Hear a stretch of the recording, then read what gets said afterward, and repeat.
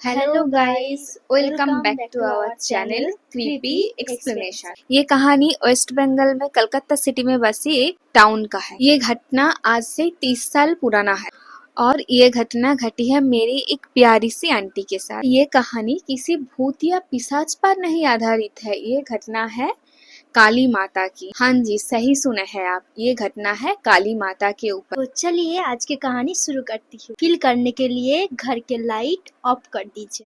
उस समय उधर एक ही स्कूल हुआ करता था और वो खुला माठ था, मतलब कि फर्निश्ड नहीं था। 2-3 ही रूम था, उसमें बच्चे लोग पढ़ते थे। वो आंटी भी उस स्कूल में ही पढ़ती थी और आंटी का घर स्कूल के बिल्कुल ऑपोजिट में ही था। आंटी के माँ और पापा बहुत बड़े भक्त थे काली माता की। आंटी का मिट्टी और टीन का घर था।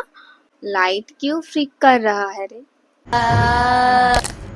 और घर का आगे की तरफ और स्कूल के बिल्कुल पास में एक बहुत बड़ा तालाब था। तो होती थी कि आंटी के पापा सुबह काम पर जाते थे और लौटते थे रात में। तो लौट कर जाते थे वो नहाने के लिए उस झील के पास। आंटी के माँ भी उनके पापा के साथ जाते थे और जाने से पहले आंटी को सुला देती थी। और आंटी थी हमारी शरारती टाइप की बच्ची। वो सोती तो नहीं थी बल्कि सोने की नाटक करती थी और उनकी माँ और बाबा चला जाने के बाद वो आंखें खोल देती। तब वो देखती थी कि एक औरत सफेद साड़ी और रेड बॉर्डर, मतलब ऐसा साड़ी पहन के वो औरत, मतलब कि हमारी माता रानी, वो खड़ी रहती थी उनके दरवाजे के पास। और ये घटना बहुत सालों तक घटी है उनके साथ। जब उनके माँ और बाबा चले जाते थे नहाने के लिए उस झील पर, तब आंटी के पास वो औरत रोज आती थी और आंटी तो हमारे ऐसे छुप छुप के आंख खोल के देखती थी, मुंह में तो पूरा चादर ओढ़ लेता था और ऐसे ऐसे आंखें खोलकर देखती थी।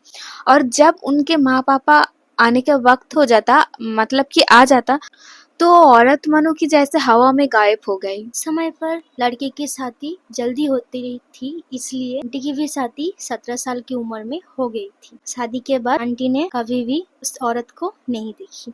शादी के बाद जब कभी भी आंटी अपने मायके पर आती थी और उस घर में ही तब तक थी, तो वो रात में वेट करती थी कि कब वो औरत आएगी, यानी कि माता रानी आएगी। पर कभी भी शादी के बाद एक दिन भी आंटी ने नहीं देखा। तो ऐसे करके हमारा ये स्टोरी इधर ही खत्म होते हैं।